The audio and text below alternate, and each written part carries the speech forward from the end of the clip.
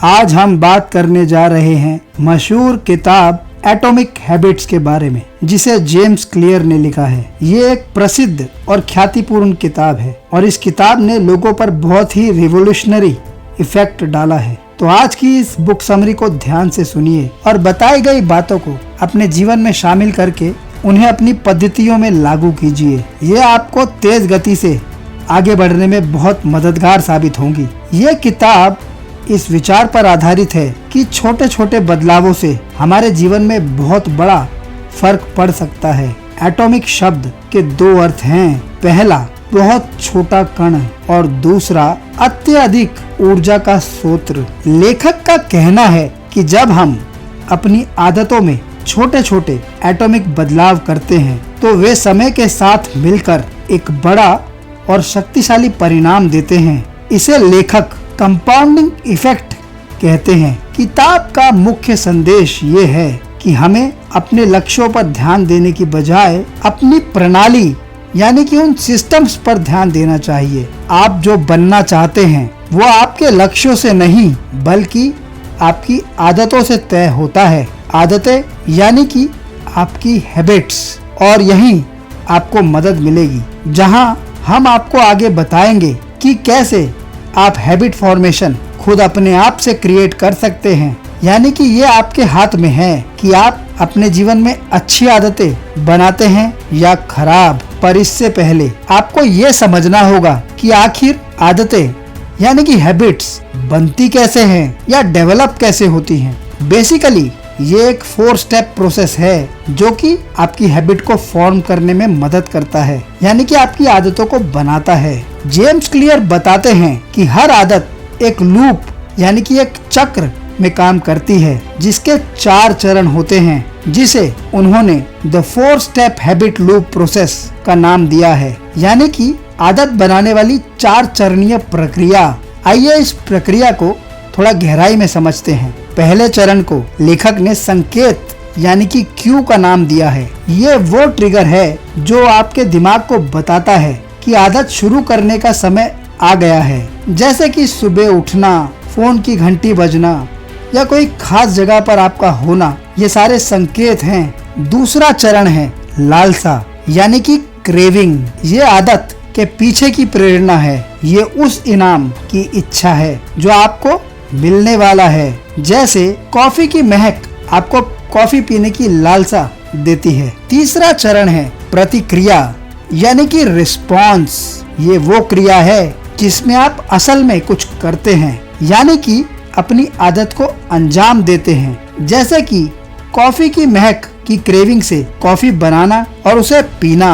और इस प्रक्रिया का आखिरी और चौथा चरण है इनाम यानी कि रिवॉर्ड। ये वो संतुष्टि है जो आपको प्रतिक्रिया के बाद मिलती है। ये दिमाग को संकेत देती है कि ये आदत फायदेमंद है और इसे दोहराना चाहिए। आप जीवन में जो भी करते हैं, अच्छा या बुरा, आप इसी 4 स्टेप हैबिट लूप प्रक्रिया के चलते करते हैं। अगर आप अच्छी आदतें पाल रहे हैं तो वो भी इसी का परिणाम है, और अगर आप बुरी आदतें पाल रहे हैं तो वो भी इसी आदत का परिणाम है। तो अगर आपको लगता है कि आपके जीवन में कुछ बदलाव लाने की जरूरत है, कुछ आदतें बदलने की जरूरत है, तो उस चीज में हमारा ये अगला सेक्शन आपकी बहुत मदद कर सकता है। तो ध्यान से सुनिए। और दोस्तों, आगे बढ़ने से पहले एक बात और, कि अगर आप इस चैनल पर पहली बार आए हैं या अगर आपने अभी तक जीबोर्ड चैनल को सब्सक्राइब नहीं किया तो सब्सक्राइब बटन प्रेस करके चैनल को सब्सक्राइब जरूर कर लें और बेल आइकन भी प्रेस कर दें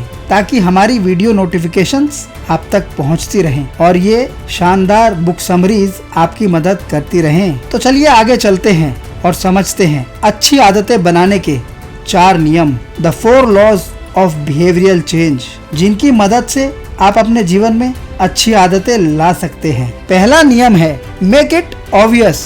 इसे स्पष्ट करें। अच्छी आदतों के संकेतों को इतना स्पष्ट बना दें कि आप उन्हें अनदेखा ना कर सकें। उदाहरण के तौर पर, अगर आप रोज सुबह जिम जाना चाहते हैं तो रात को ही अपने जिम के कपड़े और जूते तैयार करके ऐसी जगह पे रख दीजिए जहाँ पे आप सुबह उठते ही उन्हें देख सकें। यहाँ आप हैबिट स्टैकिंग फॉर्मूला अप्लाई कर दें, जैसे कि उदाहरण के तौर पर किसी नई आदत को किसी पुरानी आदत से जोड़ दें। जैसे मैं सुबह अपनी कॉफी बनाऊंगा तो मैं साथ में 10 पुशअप्स करूंगा। ऐसा करके आप इस प्रक्रिया से इस आदत को अपने जीवन का अभिन्न हिस्सा बना लेंगे। दूसरा नियम है, इसे आकर्षक बनाएं। Make it attractive. अपनी अच्छी आदतों को मजेदार और आकर्षक बना दें। उदाहरण के तौर पर अगर आपको संगीत पसंद है और आप कसरत करना चाहते हैं तो कसरत करते समय अपना गाना सुने। इससे दोनों ही चीजों की आदतों में बढ़ोतरी होगी। यहाँ आप टेम्पटेशन बिल्डिंग फॉर्मूला अप्लाई कर दें। जैसे कि उदाहरण के तौर पर एक चीज को करने के लिए दूसरी चीज से जोड़ दें। आप एक चीज तभी करेंगे जब आप दूसरी चीज को पूरा कर चुके होंगे। जैसे कि आप अपने आप से कह सकते हैं कि मैं अपनी पसंदीदा वेब सीरीज तभी देखूंगा जब मैं 20 मिनट ट्रेडमिल चला लूंगा। ऐसा करके अच्छी आदतें आप अपने जीवन में इंटेंशनली शामिल कर सकते हैं। तीसरा नियम है, मेक इट इजी। इसे आसान बनाइए। आदत को इतना आसान बना दें कि उसे शुरू करना मुश्किल न हो। उदाहरण के तौर पर अगर आप पढ़ना चाहते हैं तो 30 मिनट पढ़ने की बजाय सिर्फ 2 मिनट पढ़ने का लक्ष्य रखें।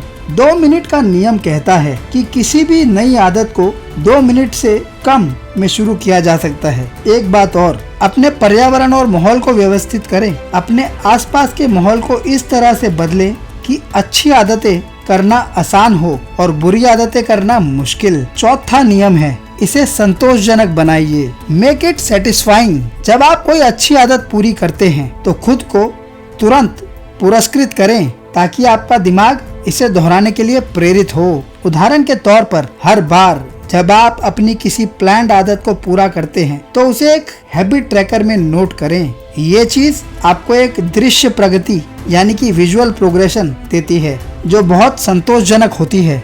जरूरी है कि कंसिस्टेंसी पर ध्यान दें, परफेक्शन पर नहीं। हर बार 100% सही होने की कोशिश न करें बल्कि लगातार बने रहने की कोशिश करें। लेखक कहते हैं कि एक बार की चूक से कोई फर्क नहीं पड़ता। जब तक आप ट्रैक पर वापस आ रहे हैं तब तक सब ठीक है। इस 4 स्टेप प्रोसेस को फॉलो करके आप अच्छी आदतें अपने जीवन में शामिल कर सकते हैं। तो पहचानिए कि वो कौन सी आदतें हैं जो आप अपने जीवन में शामिल करना चाहते हैं। उसकी एक लिस्ट बनाइए और इस 4 स्टेप प्रोसेस को फॉलो करके उन्हें अपने जीवन में शामिल कीजिए। एक और चीज जो आगे समझना जरूरी है वो ये है कि बुरी आदतों के चक्रव्यूह को कैसे तोड़ा जाए। How to break bad habits.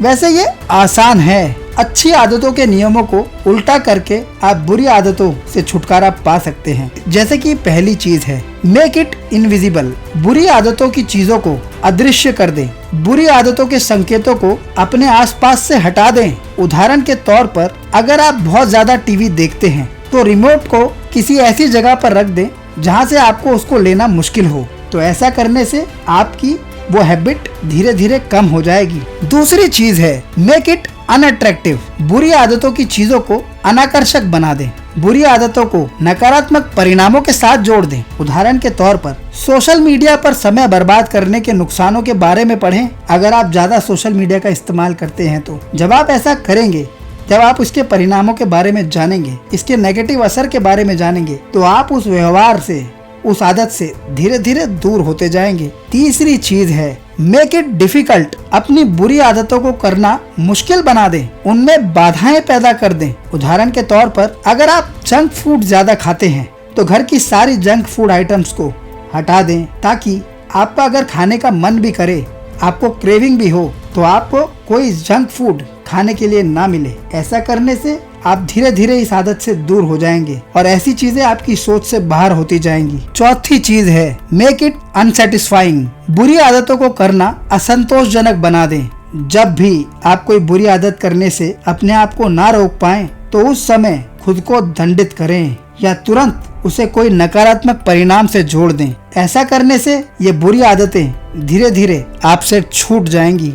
तो इस प्रोसेस को फॉलो करके और अपनी बुरी आदतों पर इन चीजों को लागू करके आप अपनी बुरी आदतें कम कर सकते हैं और धीरे धीरे उनसे निजात पा सकते हैं। ये किताब हमें सिखाती है कि महान बनने के लिए आपको बड़ी छलांग लगाने की जरूरत नहीं है, बल्कि हर दिन 1% बेहतर बनने की जरूरत है। समय के साथ ये छोटे छोटे सुधार बड़े परिणामों में बदल जाते हैं। ये किताब उन सभी लोगों के लिए है जो अपनी आदतों को बेहतर बनाना चाहते हैं और अपने जीवन में सकारात्मक बदलाव लाना चाहते हैं। तो किताब में बताई गई बातों को अपने जीवन में जरूर लागू कीजिए। किताब में बताई गई ये प्रक्रियाएं, ये स्टेप्स और ये प्रोसेसेस आपका जीवन बदलने की ताकत रखते हैं। और अगर आपको लगता है कि ये प्रोसेसेस, ये बुक समरी आपके किसी चाहने वाले की मदद कर सकती है, तो उस व्यक्ति से इस वीडियो का लिंक जरूर शेयर करें, जिससे कि उसकी मदद हो पाए। Wish you good luck and speedy growth from G board channel. Thank you.